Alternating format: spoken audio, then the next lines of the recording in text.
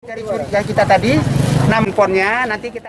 Penggerebekan mie berformalin ini merupakan pengembangan dari temuan mie mengandung formalin dan boraks di pasar-pasar tradisional di Ogan, Komering Ulu, di mana pada saat sidak BPOM bersama Pemda dan Polres Oku beberapa waktu yang lalu ditemukan sejumlah makanan yang mengandung zat berbahaya.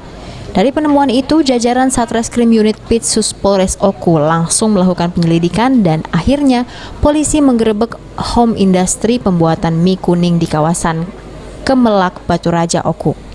Tak tanggung-tanggung, pabrik mie basah ini mampu memproduksi mie berformalin hingga 1 ton per harinya.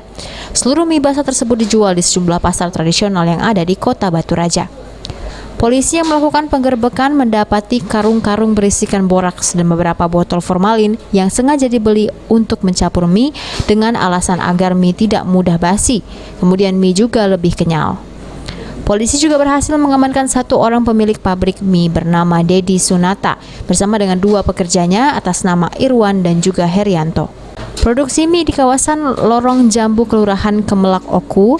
Dalam pemasaran, pelaku telah membungkus mie dengan menggunakan kantong plastik merah dengan masing-masing berat 10 kg dan dipasarkan di pasar-pasar tradisional sejak 5 tahun belakangan.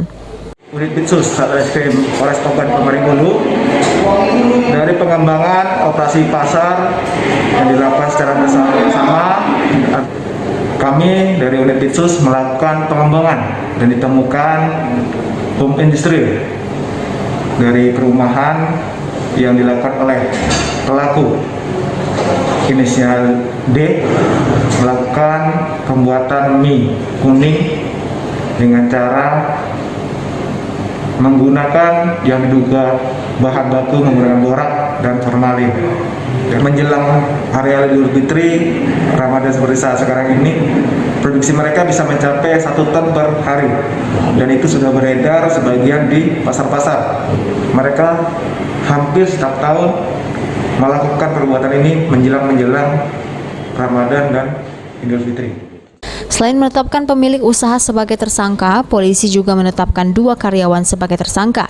Ketiganya akan dijerat dengan pasal 136 Undang-Undang Pangan dengan ancaman di atas 5 tahun penjara. Ari Pranika, PAL TV.